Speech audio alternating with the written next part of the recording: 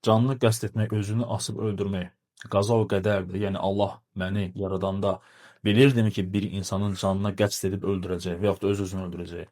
Şək yoxdur ki, nə baş verir, hamısı Allah Taala'nın qəza və qədərindən. Lakin Allah Taala insana seçim verib. Yaxşını pisdən seçə bilməsi üçün ona seçim verib. Və Allah Taala bilir kim nəyi seçəcək. Lakin insana əmr edib ki, ona əmr olunana əməl etsin. İnsan bilmir Allah Taala onun üçün nə yazıb. Və vacib deyildi ona bilmək ki, Allah Taala onun üçün nə yazıb. Ona vacib olan odur ki, Allah ona nə əmr edib, onu yerinə yetirməlidir. Allah əmr edib ona yaxşını seçsin, itayəti seçsin, ibadəti seçsin. Və qadağan edib şəri, pisliyi, nəfsini öldürməyi, digər günahları qadağan edib. Və ona vacib olan odur ki, bu günahlardan çəkinməlidir. Ona görə fikir versək, evinə oğru girən və ya kimsə ona zərər yetiribsə bir şəxs, qədəri dəlil gətirib demir ki, Allah Taala belə yazmışdı, qoy belə də olsun. Yox. Səbəbləri götürür, polisə şikayət eləyir, günahkarın cəzalandırılmasını istəyir.